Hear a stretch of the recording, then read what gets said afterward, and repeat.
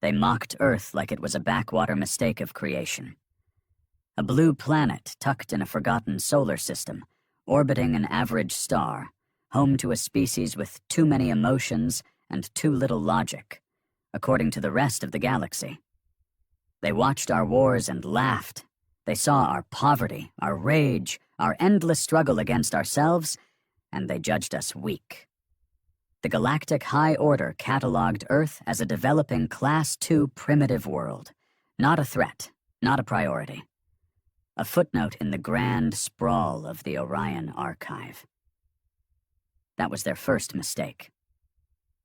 Commander Ridgehalden never forgot the sneers on the Council's faces. He'd stood in front of them 20 years ago as Earth's first ambassador to the Galactic Union. He wasn't polished. He wasn't born to a high caste. He was ex-military, scarred in both body and soul from the last resource wars on Earth. But he carried Earth's desperation and defiance in his blood like a battle flag. They treated him like a joke, like he'd dragged mud into a palace. Even the translators couldn't hide the laughter. "You humans still kill each other for water and mating rights," one of the delegates from Thalor had said, voice dripping with condescension. "What could you possibly offer the galaxy?" Ridge had clenched his fist under the table that day. He didn't answer then, but he made a silent promise. "One day you'll see. You'll all see what Earth does when it's cornered. The galaxy didn't hear from Earth again for 2 decades. The High Order chalked it up to failure. Some thought Earth had gone extinct. A few curious species sent probes, but none returned. Another mistake. Because Earth hadn't gone quiet. It had gone dark, the kind of dark that only comes before a storm. Back home, Ridge had returned to a planet barely hanging on. Governments had collapsed into corporate states. Oceans were choked, skies blood orange with dust and fire. But in the silence, in the ruin, Earth had done something the High Order never predicted. It unified. Under a single banner, Terran Accord, they stopped fighting each other and started preparing for something else entirely. Not peace, not diplomacy, retribution. When alien tech was reverse-engineered, everything changed. Faster than light drives, artificial gravity, energy weapons. Earth hadn't caught up. It leapfrogged. Factories once used for building tanks turned to shipyards. I run, sleepless, soulless. Entire prison populations vanished overnight. Volunteers for experiments in extreme spaceflight adaptation. Ethics were luxuries Earth could no longer afford. The Terran Navy was built in silence and trained in shadows, fueled by a single idea.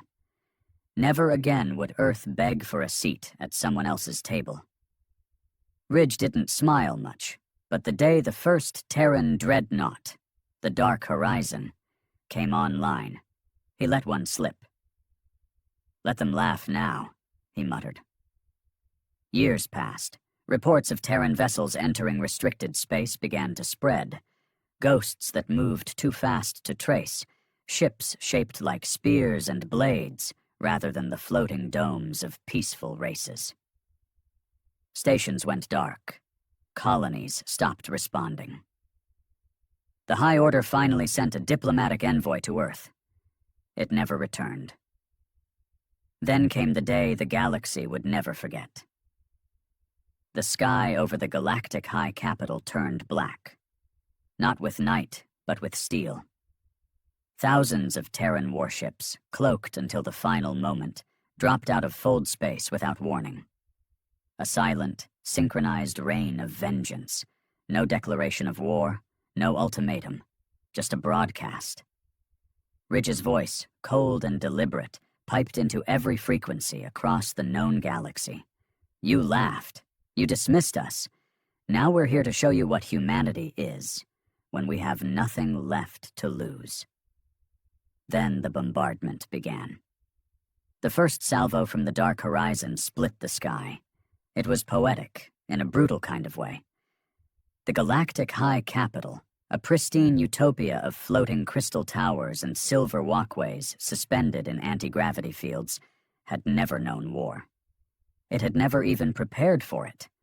Their navy, if you could call it that, was ceremonial.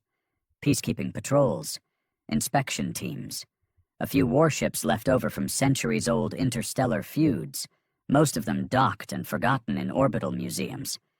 Then came the Terran Accord's main fleet, 50 dreadnoughts, 200 cruisers, thousands of assault carriers and black-body destroyers, a stormfront of iron and fury, no bright lights, no heroic music, just silence and then destruction.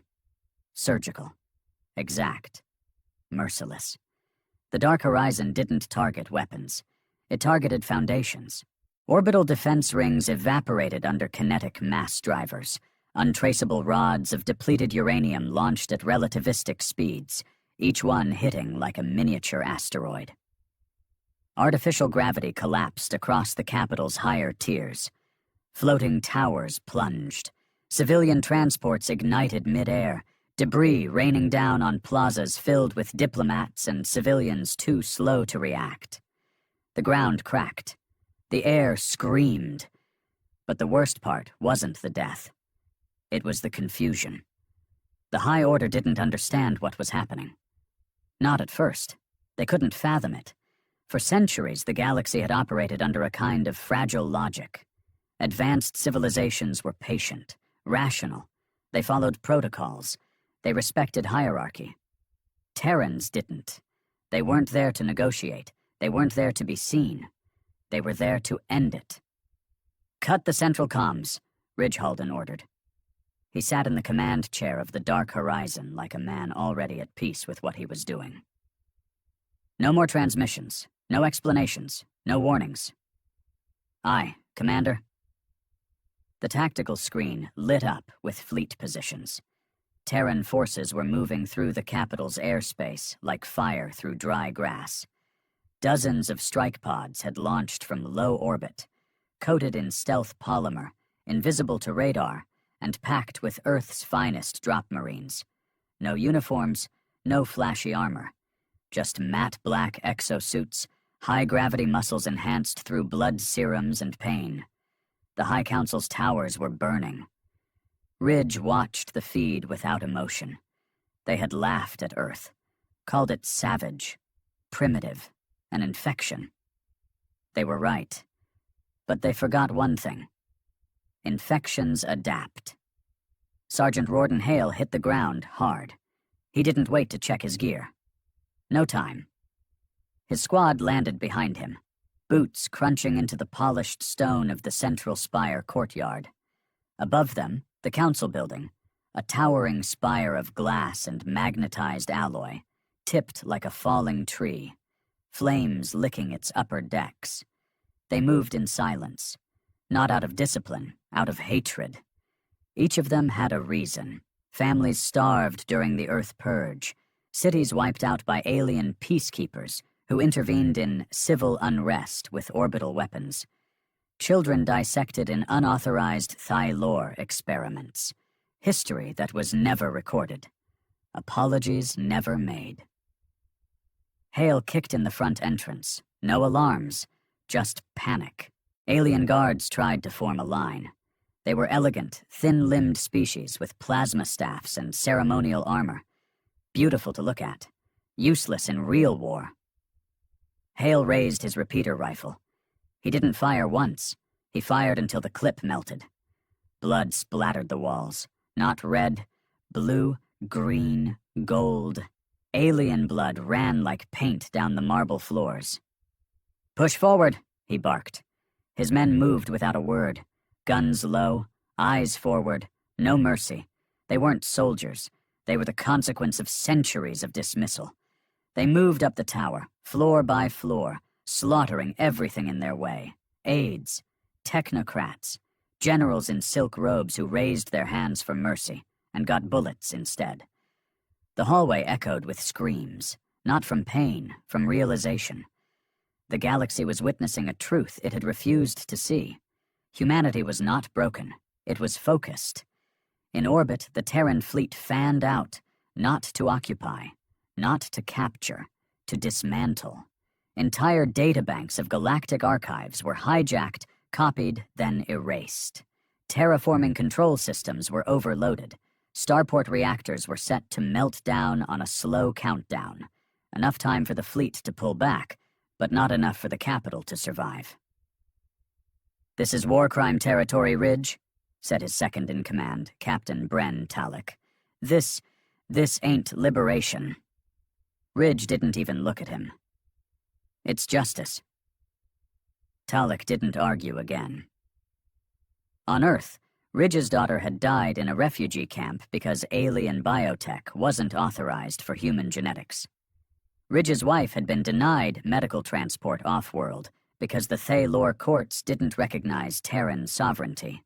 He'd pleaded, filed petitions, gone through every legal channel the High Order had offered. It had bought him 2 funerals. The galaxy had wrapped cruelty in diplomacy. So Ridge returned cruelty in steel. Counselor Draven Minth crawled through the rubble of his once pristine chamber. He was bleeding. Several of his arms were broken. He couldn't tell how many. The room stank of smoke and carbonized flesh. Screams echoed from lower levels. He'd never seen real violence. He didn't know how to process it. A human soldier stepped through the shattered doors. Broad, scarred, his armor hummed with energy. His eyes weren't angry. They were done. "Please," Draven wheezed. We didn't know. If we had understood." The soldier raised a small device. A projector. A voice filled the room. Ridge's voice, pre-recorded. "This is not about you personally. This is not about species or culture. This is about what happens when you mock pain, when you mistake restraint for weakness." The message ended. The soldier didn't shoot. He turned and walked away. Seconds later, the charges planted on the support pillars detonated. The council chamber collapsed. Hours passed. The bombardment slowed. Not because the Terrans were done, because they were efficient. Entire governmental structures had been erased. The High Order's command relay, its economic AI network, its warp gate links, all gone. The Galactic High Capital was now a smoldering tomb, orbiting a planet that no longer controlled the galaxy. The Terran fleet stayed in low orbit, silent, watching. Messages began to flood in from other systems. Some were threats, others were pleas. Most were silent acknowledgments. Humanity had arrived, and it had come with memory. "Are we staying?" Talek asked, eyes on the tactical feed. Ridge sat back. The dark horizon hummed around him. "No. Why not? We've won. We could take the whole quadrant." Ridge turned his head slowly. "We didn't come to take. We came to show." Talek nodded. He understood now. The message wasn't in conquest. It was in restraint after the wrath. Across the galaxy, news spread. The humans had returned, not as savages, as a force of balance. "You mock Earth again, and next time the sky won't go dark. It will go red." The capital burned for 3 weeks. Even as Terran dreadnoughts vanished into fold space, the ash never settled. Smoke curled through the clouds above the ruins, a choking reminder that the galaxy had changed and couldn't rewind. The High Order's elite fled into bunkers or off-world havens, those lucky enough to survive the first wave. But survival came with a price no one could erase: humiliation. The invincible were now exposed, and it wasn't aliens or beasts that did it. It was humans, the very species they'd mocked like a malformed pet for centuries. Now every planet, every moon, every council outpost whispered one question: what does Earth want next? It wasn't just fear, it was something worse: uncertainty. Planet Rasava, 2 light-years from the High Capital, had once been a cultural jewel of the Inner Rings. It was untouched by war, its cities grown from bioharmonic trees, its skies clean and resonant with weather-controlled melodies. Now it was a vault.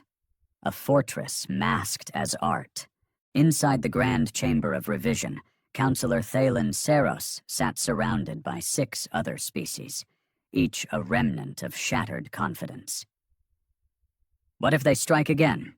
hissed Orvak Teren, a crusted carapaced elder from the Hernak Syndicate. "We've seen no treaties, no demands, just death, silent, clinical. Who's next?" "They left," Seros said, his voice cold. "They came to teach a lesson. They taught it. They left." Orvak slammed a claw down. "No species makes war like that unless they plan more." "That's just it," said Laori of the Ven. Her pale skin glistened under the humid glow of the chamber lights. "They didn't make war. Not by our terms. They didn't take slaves. They didn't mine. Didn't claim territory. They erased systems. Then walked away." "And that," Seros said, "terrifies me more." There was silence for a moment. "They're not conquerors. They're correctors." The word hung there, thick as gravity. If they had come to conquer, the Council could rally, build walls, negotiate, bribe. But this was different. Earth had moved through the capital like a virus burning out infection. Then it vanished. It wasn't control Earth wanted, it was respect, and they'd take it in blood if denied. Elsewhere, in the ice rings of Kveler, a mercenary warlord watched the capital's collapse through intercepted drone footage. General Korvek, a hybrid brute of core lineage, had been carving out war zones along the galactic edge for 2 decades. He prided himself on fearing nothing. But as he watched Terran infantry breach the Council Tower with 0 losses, he felt something crawl up his spine. They didn't fight like soldiers. They fought like men who had already lost everything, and liked it that way. He remembered the stories. Back when Earth was still scorned, a few rogue merchants had whispered of black projects and brutal conditioning camps in Earth's underbelly. Warfare born not from tradition, but from starvation. From loss. Terrans didn't train to win. They trained because dying was boring. Korvek powered down the feed. "No one fights Earth again," he muttered. And across a dozen systems, warlords like him issued new orders. Do not engage humans. Ever. On Earth, things were different. Quiet. Ridge Halden sat in a steel bunker somewhere beneath the old Colorado mountain lines. The war was over. But no celebration came. No banners, no medals, no media. Earth had changed. So had Ridge. The world above had unified under the Terran Accord not because of trust, but because of necessity. The Purge had forced old enemies to share oxygen. Nations dissolved. Cultures blurred. Race, creed, flag. None of it mattered anymore. You were either Terran, or you were dead. But now, with the capital dusted and Earth's vengeance complete, the real challenge came. What the hell happens now? Ridge wasn't a politician. He didn't trust diplomats. He didn't need peace. But he did need purpose. So he created one. "Operation Wraith," he said, pacing before a group of commanders in a concrete war room deep beneath Terran soil. "Galactic systems are still in chaos. The High Order is shattered. Their archives are corrupted. Their economic net is down. They'll be scrambling for years." He turned to the wall, where a hollow map of the galaxy slowly rotated, dozens of blinking red dots scattered across its arms. "These are the systems that benefited from our suffering. Corporations, biolabs, slave traders, weapons suppliers. They think we're gone. Done." He turned around. "We're not. We're going to finish what we started. Not with fleets, not with nukes. With whispers, sabotage, extraction, blackouts. We're sending agents, not armies." A pause. "We're going to make ghosts of them." And so began Earth's second strike. Not with brute force, but with silence. Over the next 5 years, one by one, the red dots blinked out. Orbital facilities went offline without cause. Trade routes collapsed under accidents. Key officials in alien syndicates died mysteriously. No wounds, no signs of struggle. Entire planetary defense networks turned off seconds before asteroid strikes. And every time someone asked, was it the Terrans? No one had an answer, because the Terrans had become a myth. In the ruins of the old capital, a monument stood. No official decree had built it. No government had sanctioned it. It was constructed overnight, silent, untouched by surveillance. A jagged piece of the collapsed council tower stood upright, scorched black. Around its base, no flags, no names, just 3 words, etched in 26 galactic languages. Never mock Earth. Pilgrims came. Not to mourn, to remember.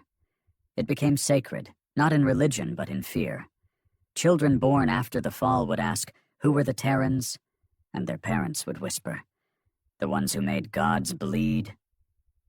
The galaxy slept with one eye open now.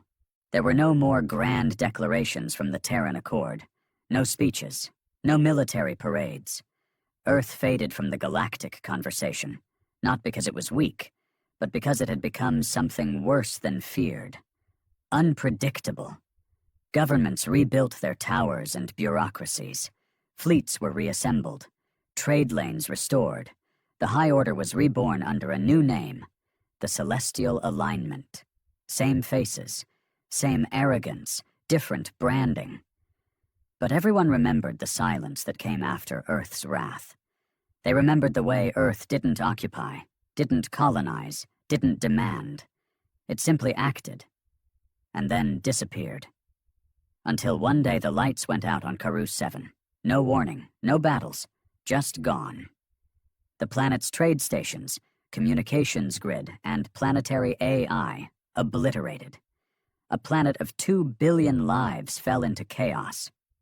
When recovery teams arrived 3 weeks later, all they found was a phrase burned into the mainframe of the collapsed administrative complex. This is for Kepler Base. 2172. No one remembered what Kepler Base was, but Earth did. Ridge Halden watched the report through a haze of whiskey and silence. He sat alone in an observation bunker 100 meters beneath the Himalayas. He didn't wear medals, didn't smile. His face was colder now, rougher, each line etched by grief more than time. Kepler Base had been a minor outpost on Europa, Earth's farthest reach before the collapse. In 2172, a Thaylor delegation accidentally destroyed it with a gravity bomb meant for asteroid redirection. No apology ever came. He'd been a lieutenant then. His younger brother Carson had been stationed there. Ridge remembered his laugh, his goddamn stubbornness. They buried an empty coffin back then.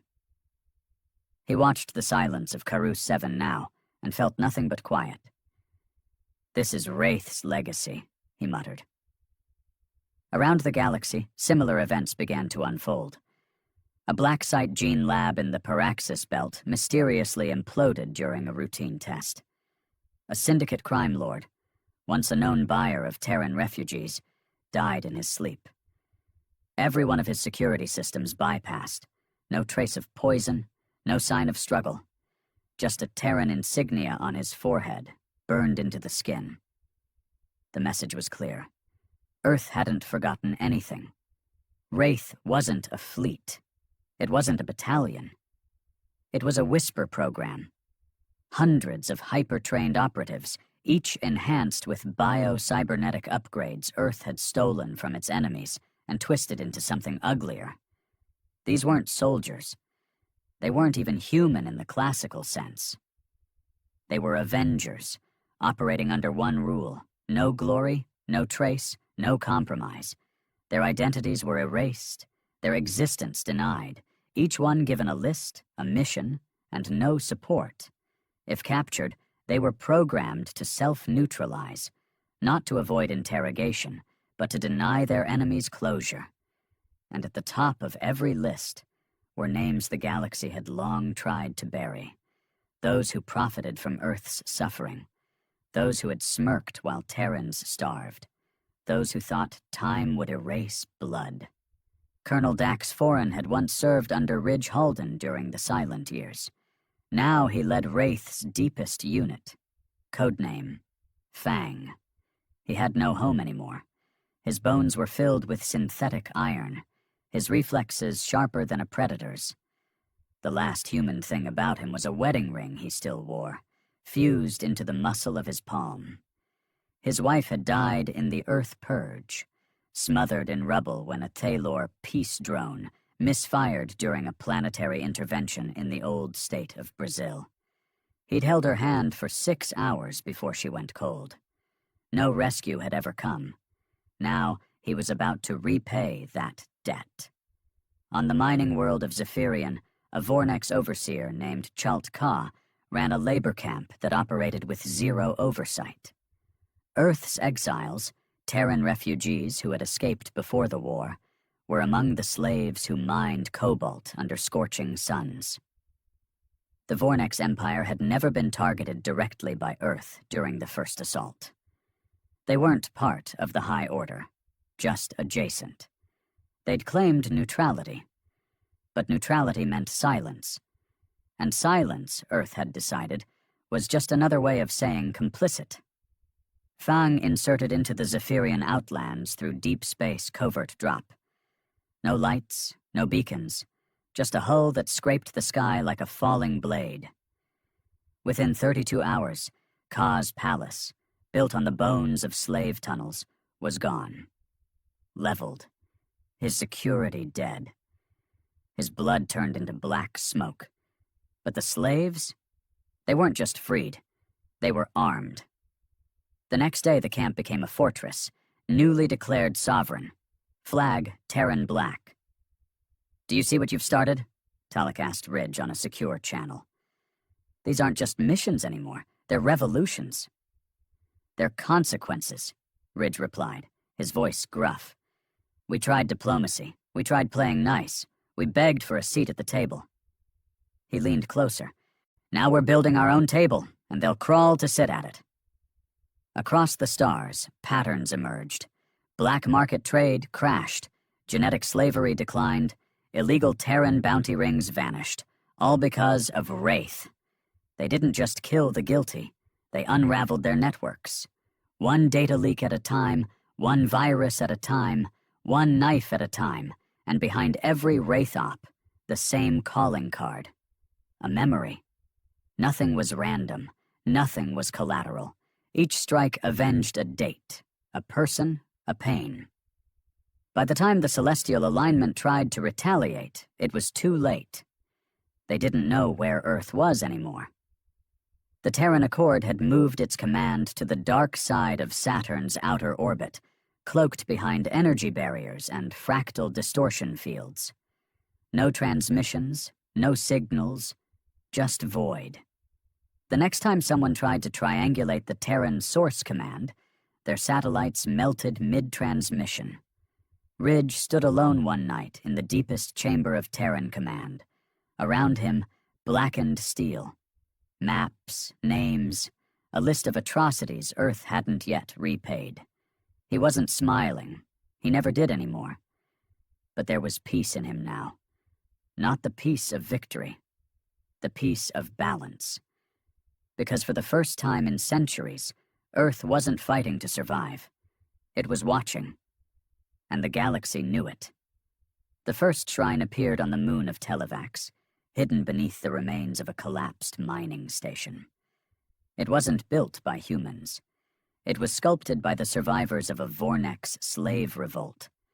They carved it from Terran scrap metal and bone, twisted into the shape of a faceless armored figure standing tall over a field of dead gods. At its base were no names, just the same phrase burned into every surface: "The sky remembered." Galactic officials dismissed it at first. Just another cult, they said. Another outpost of trauma survivors trying to make sense of terror. But then more shrines appeared. On Delta Prime, The crater of an old battle site bore a stone pillar where Terran boots had once touched ground. Each day, thousands of native citizens laid tokens before it. Weapons, broken chains, blood-soaked fabrics. They didn't pray, they left thanks. For many, the Terrans weren't monsters anymore. They were necessary. The celestial alignment didn't know how to handle it. You couldn't wage war against ghosts, couldn't hold hearings for phantoms, couldn't censor a myth when it was etched in the silence of annihilated systems. The problem wasn't Earth's military strength anymore. It was its moral clarity, the brutal simplicity of its justice. Every target Earth struck had a legacy of atrocity. Documents, survivors, evidence. And so even as the alignment tried to condemn Terran actions, their own populations hesitated. You want to label Earth evil? Fine. But what about the labs they destroyed? What about the slave pits they burned? What about the corrupt syndicates they erased with surgical perfection? Nobody cried for the dead, not even their own kind. Wraith expanded. It was no longer just Earthborn operatives. Volunteers began defecting from other races. Species who'd once looked down on humans now asked to join their ranks. It started with mercenaries. Then it spread to scholars. Even ex-diplomats who had once voted against Earth during the High Order hearings began leaking data, eager to clear their conscience through usefulness. Earth accepted them all, after wiping their minds clean and reconstructing their memories under strict neural filters. You didn't join Wraith. You ceased to exist and became part of it. One of the earliest converts was an ex-political advisor named Vark-Un. A Thalor, no less. He'd once called Ridge Halden a primitive with war fetish obsessions during the pre-war assembly. Now he wore the shadow insignia of Wraith and reported directly to Earth's Psychological Operations Division. His defection was voluntary, his memory wipe surgical. But some fragments bled through. He remembered his brother's cries, burned alive when Earth's orbital strikes caught a fleet he was commanding. He remembered the stench of fear when Terran soldiers cleared the refugee corridors with no expressions on their faces. And deep inside him, he remembered a singular moment of clarity. They were right. Everything Earth had said, everything it warned the galaxy about, the injustice, the blind pride, the systemic decay hiding behind diplomacy. He'd mocked it. And then he'd watched his world fall. He didn't hate the Terrans anymore. He wanted to be one. Meanwhile, the alignment tried to reassert itself. New fleets were commissioned. Propaganda machines worked overtime. Entire education systems were restructured to teach children that Earth was a virus of vengeance. But the fear had already taken root. Commanders second-guessed every deployment. Planets began declaring neutral territories marked with the Terran sigil. A white skull over a shattered star. These weren't declarations of alliance. They were begs for mercy. And Earth allowed it. For now. Ridge watched the reports with grim satisfaction. "You see this?" he told Talek one evening, showing him a spread of newly marked neutral zones across the Orion arm.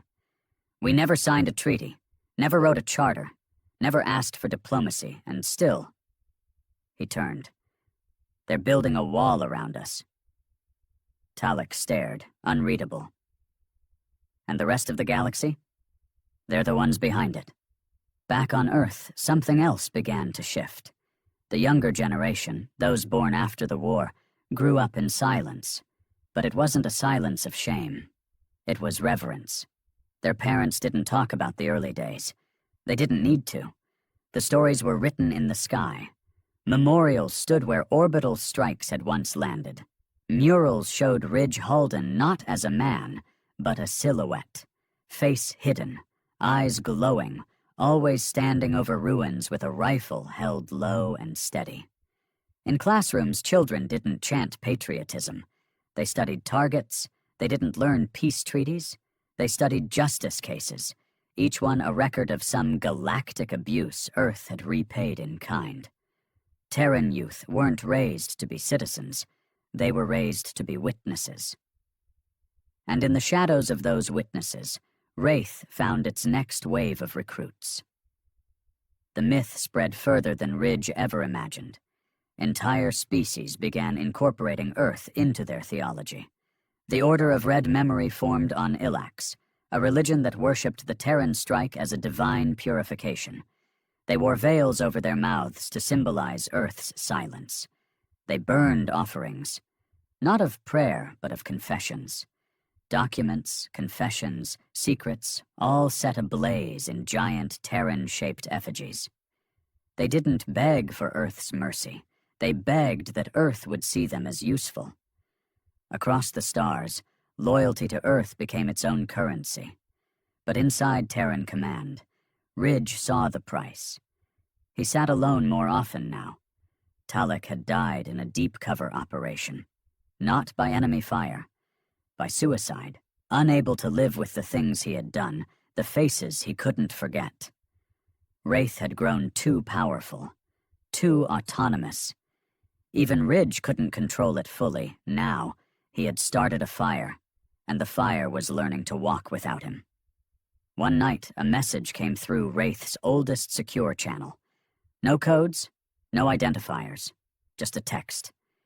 You made gods bleed. But what happens when they become you? Ridge stared at it for a long time, and for the first time in years, he felt something close to doubt. Had Earth won? Or had it become the thing it once feared? He didn't answer the message. But in the back of his mind, he began building a list, a new one, with Earth's own name at the top. The darkness no longer came from outside. It had rooted itself within. Ridge Halden stood at the edge of Earth's orbital station Nix-1, staring through the armored glass at the black canvas of space. Stars glittered, but they meant nothing now. To Ridge, each one was just another system waiting to remember Earth's pain, or be crushed by it. For years, he had justified everything. The burning of the High Capital, the executions, the silent erasures, the shrines built not by Terrans, but by those Earth had struck. All of it had felt righteous, an eye for a billion eyes, a reckoning. But now, he saw faces instead of facts, the children in burned labs, the scientists whose bodies were found clutching alien texts with Terran bullets in their heads.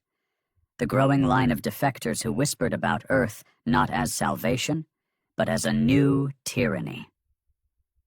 Wraith had grown. Too fast. Too far. There were now over 4,000 field agents operating under the Shadow program. Most didn't even know each other's real names. They lived in identities patched together by Earth's bleeding-edge AI, reprogrammed down to muscle memory.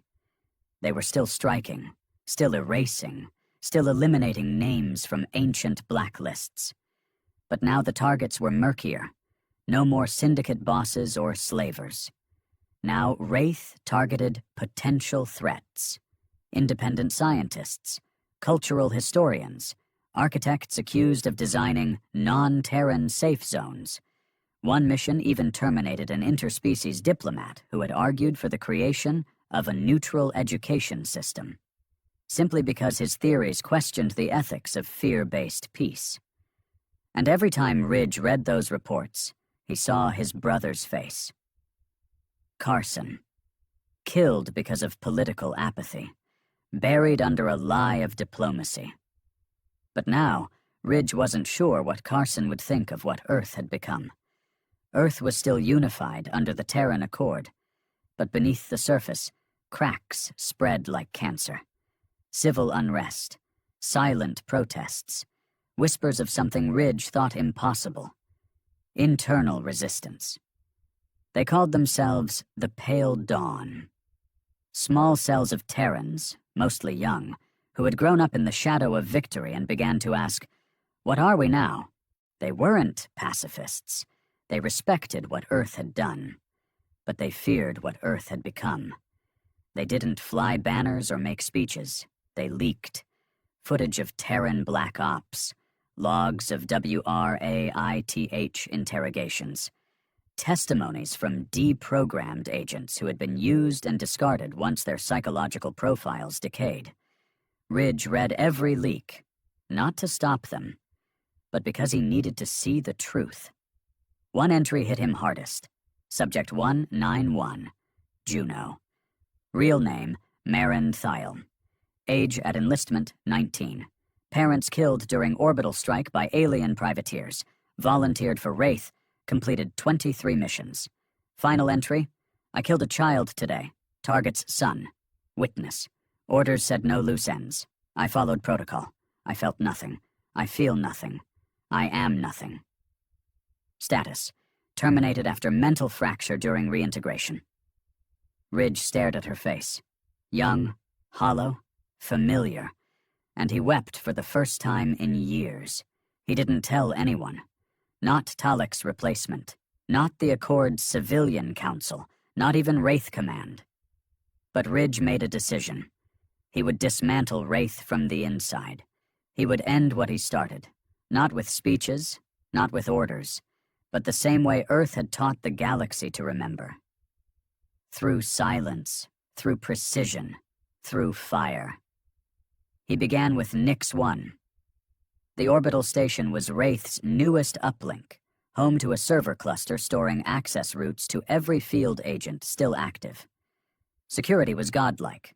Biometric DNA hybrid locks, neural synapse recognition, quantum firewall with predictive blockers. Only Ridge had override access. Only Ridge could shut it down. The plan was simple. Breach the core, corrupt the database, wipe the names, cut the leashes. No more kill orders, no more operatives, just silence. But the moment Ridge entered the core sector, he knew something was wrong.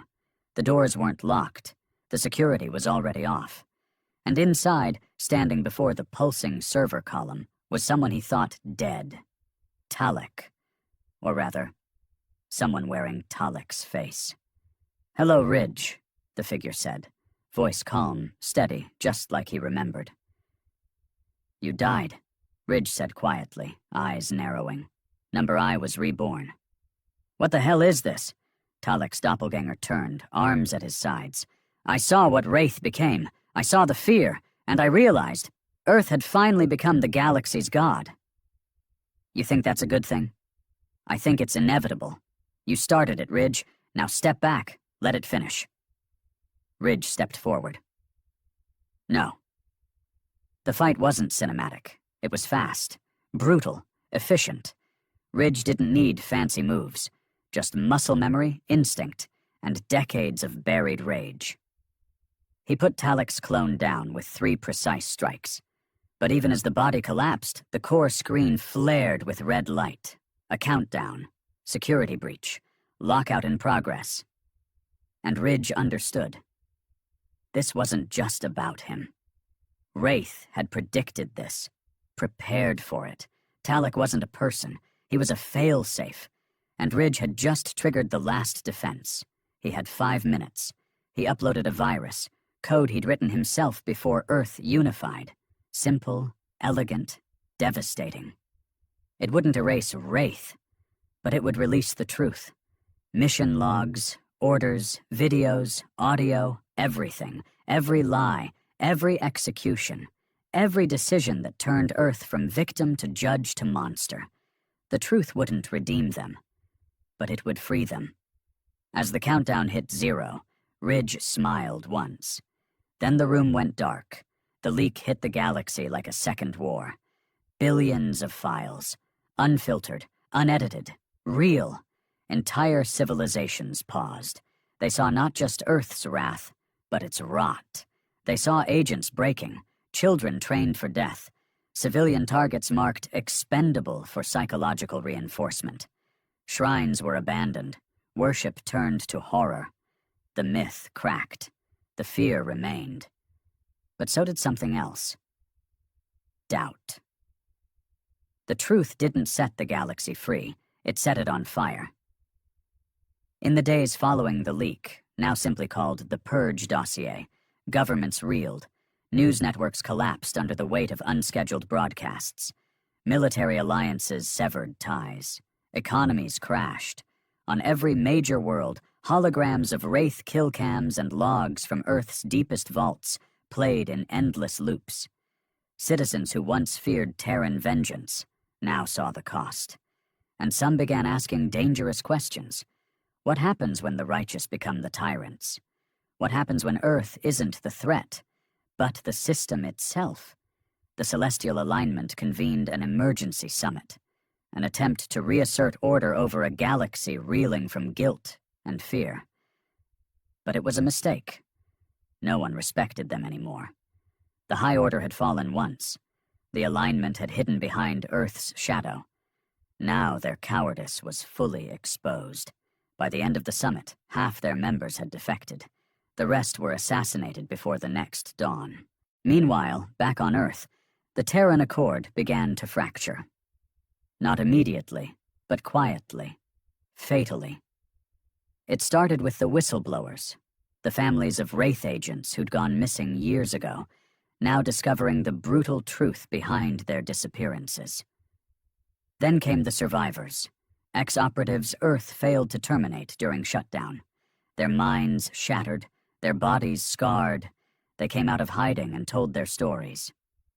Cities that once stood united under a single black banner now simmered with protest. They didn't want to betray Earth. They just wanted Earth to stop lying. General Arlen Trask took command in Ridge Halden's absence. He wasn't a war hero. He was a politician wearing a soldier's jacket. Clean, smooth-voiced, sharp-suited. He didn't cry when the Purge dossier dropped. He didn't apologize. He went live on global broadcast and said 6 words that rewrote Earth's fate forever. Ridge Holden died a traitor. There was silence, then rage, then chaos. Half of Wraith's remaining internal command refused to follow Trask's lead. They'd served Ridge, worshipped him, followed his fury, not his titles. They were the ghosts Ridge built, and now they turned on their makers. Within days, Earth's orbit was fractured by skirmishes between Black Ops vessels loyal to Trask and Shadow Wings still loyal to Halden's legacy. Civilians called it the fracture. It wasn't civil war. It was a reckoning. One voice rose above the others. Not a general, not a leader. A girl, 17 years old, born in the ruins of Johannesburg, orphaned by orbital famine during the early years of Earth's consolidation, raised by a fringe faction of Pale Dawn defectors. Her name was Lyra Cade. Her words were broadcast across stolen frequencies. You taught us the galaxy would respect us if we made it bleed. You taught us survival meant dominance. But now you expect us to serve silence and call it peace? She paused. No dramatics, no polish. Earth wasn't feared because we were strong. We were feared because we were willing to die for the truth. So stop hiding behind ghosts. If we fall, let it be honest. It went viral, and unlike Trask's slogans, Lyra's voice couldn't be controlled. As Earth fractured, so did the galaxy's balance. Worlds that had sworn neutrality now turned predatory, sensing Earth's grip slipping. Forgotten syndicates re-emerged from the void. Bio-augmented cartels began trading ex-Wraith tech for control. Smugglers reverse-engineered abandoned Terran weapons and sold them to warlords across the system. Even Earth's own AI began to glitch. Too many algorithms built on Ridge's command structures were now corrupted. Code fragments of his values clashed with Trask's directives, resulting in paralysis and even sabotage. In one instance, an orbital cannon array meant to defend Earth's perimeter turned inward, targeting Terran cities as unverified hostiles. 6 cities died before the core was melted, by Earth's own hand.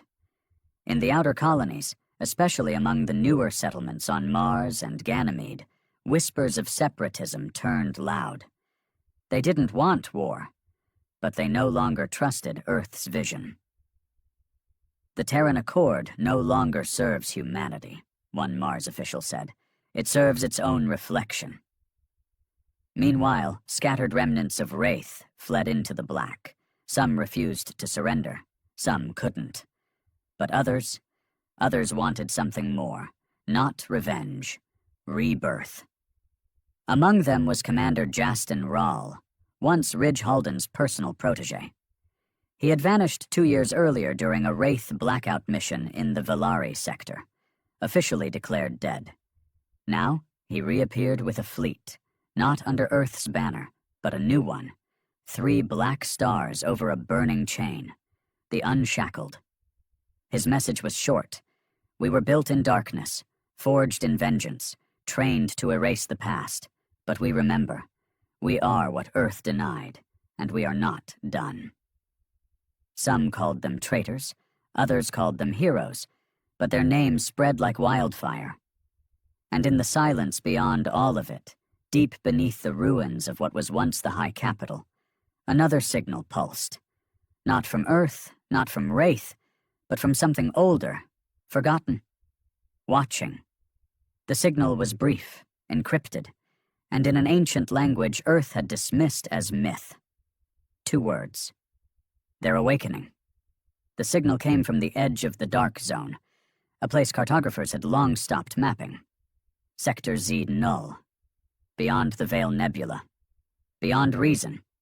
The message was short, almost ancient. Their awakening. At first, no one took it seriously. The galaxy had been drenched in Terran drama for too long. Between Wraith defections, Unshackled insurgents, Trask's consolidation, and Lyra Cade's revolution spreading through the colonies, no one had time for ghosts. But the signal repeated, identical down to the last byte, broadcast on bands last used during the Orion collapse. And someone was listening. Not Trask, not the alignment, but what was left of Ridge Halden's silent network. The first to respond was an old scout frigate called the Vigilant, piloted by 4 veterans of the Terran War, all presumed dead after the Battle of Karen Drift. Men too tired to return, too loyal to truly defect. They had been orbiting dead systems, watching for exactly this kind of thing. Because Ridge had always said, the galaxy isn't empty, we were never alone, and someday, something worse than us will remember we're here. The Vigilant arrived at the edge of Z Null and never made it back. But it didn't vanish. It sent back one final ping, one final file, a video. It showed a planet, not natural, sculpted, hollow, made of black alloy not seen in any known element, orbiting nothing, dead in every conventional sense, but alive in ways no Terran physics could explain. Around it, debris. Thousands of derelict ships, not crashed, consumed, their cores drained, their hulls cracked as if something pulled them inward, molecule by molecule. And then came the figures. Not mechanical, not organic. Both. Tall, featureless. Their bodies flowed like metal exposed to heat. No faces, no eyes, just movement. And then the transmission cut. Back on Earth, General Trask watched the recovered video in silence. His staff looked to him for guidance. He gave none. Instead, he issued a silent directive. Classify, suppress, ignore. Earth was already at war with itself. No need to distract the public with cosmic horror. He failed to consider one thing. He wasn't in control anymore. Lyra Cade got the footage next, through back channels, through friends of Ridge who had never stopped believing in the real mission. Defense, not domination. She leaked it, not to cause panic, but to warn. The response was immediate. Every colony world paused. Even the Unshackled ceased their attacks. And in that moment, brief, raw, unfiltered, something happened that hadn't in decades. Earth listened. The news spread faster than light. The beings, dubbed the Revenants, were not new. Buried deep in ancient alien records, buried even deeper in human conspiracy theory, were echoes of them. Entities who watched the rise of civilizations and consumed them at their peak. Not invaders, correctors, like a universal reset. A reminder that no matter how far you climbed, the abyss was patient. The theory went like this. When any species reached a certain threshold, technological, social, or psychological, they would come. Not to conquer, but to erase, to balance the scales. The High Order had dismissed the legends. The celestial alignment buried the history. Earth had ignored it. But now, they were awake. Earth responded as it always did, with preparation. Across the broken infrastructure of the Terran Accord, bunkers reactivated. Shipyards lit up like ancient forges. AI cores recompiled old wartime protocols. Unshackled warfleets moved into position not against Earth, but beside it. Even Pale Dawn operatives agreed to ceasefire. Because Earth had become many things, feared, hated, envied, but it had also become the only thing ready to stand. The Revenants didn't negotiate. They didn't speak. They arrived. The first strike was on a neutral moon called Sarixa III, home to a peace monastery, a place untouched by war since the fall of the High Order. It vanished. No crater, no heat signature. Just gone, like it had been pulled into an unseen dimension. The second strike was worse. An unshackled convoy, 36 vessels, experienced, armed, each one consumed mid-fold. No survivors, just a new transmission. Balance will be restored. General Trask tried to mobilize the Accord under old doctrines, tried to reinstate control, but his command was hollow now. Earth's people didn't obey hierarchy anymore. They obeyed truth, and the truth came from one name. One ghost. Ridge Halden. Lyra Cade stood in the ruins of old Geneva, the symbolic birthplace of the Accord, when she made the call. Not to rally, but to confess. This was never supposed to happen. Ridge didn't want war. He wanted memory. He wanted to show the galaxy that pain deserved justice. But we made it our god. And now? Now something older is here. Something that doesn't care about guilt. Only balance. She paused. We have to fight, not for revenge, not for fear, but for the truth we lost along the way. She ended the transmission with a name. Project Revenant Protocol, Halden Doctrine. The doctrine was simple. Unite, strike first, use Terran tech, Wraith intel, and unshackled freedom in one strategy. Overwhelm. It wasn't elegant, it wasn't guaranteed, but it was the only plan with hope. The battle began at Zodnul.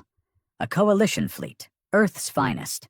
Rogue AI warships, human and alien hybrid units, Wraith remnants, Pale Dawn tacticians. Even volunteers from Species Earth had once bombed into dust. Because they all knew one thing. If Earth fell now, the galaxy fell with it. The Revenants were worse than anyone imagined. They adapted instantly, fed on energy, twisted ships into living husks. Every time one died, two emerged from its wreck. Earth's weapons barely slowed them, until one man stepped into the fire. Or rather, one ghost. Ridge Halden wasn't dead. His body had been pulled from the ruins of Nix 1 by rogue Wraith loyalists. He'd been broken. Blind in one eye, half his spine replaced with cold-frame steel. But he was alive. And when the Revenants turned the tide, he walked onto the bridge of the Dark Horizon, Earth's first dreadnought, now rusting in low orbit. He took command. No speeches, no cheers. Just one phrase. Let's remind them who we are. The final assault was chaos. Light and metal, eye and rage. The Dark Horizon drove into the heart of the artificial Revenant world with a warhead Ridge had built during Earth's darkest days. A quantum soul pulse bomb. It didn't destroy. It woke the planet. It showed it everything Ridge had seen, every death, every lie, every victory earned through blood and regret. And then, it stopped. The Revenants didn't die. They vanished. Not beaten. Acknowledging. Balance had been shown. Not through silence, but through sacrifice. Ridge died in the blast. For real, this time. No body recovered, no glory, just silence, and a galaxy left in his shadow. Years passed. Earth didn't rebuild the Accord. It didn't install new leaders. It built something smaller, simpler. A council of witnesses. One member from every world Earth had scarred. Their only job? Remember. Lyra Cade disappeared from the public eye. Some say she joined the witnesses. Others say she followed Ridge's path. But the sky no longer laughed at Earth. And Earth no longer sought applause. It simply watched and whispered one truth to the stars. Never again.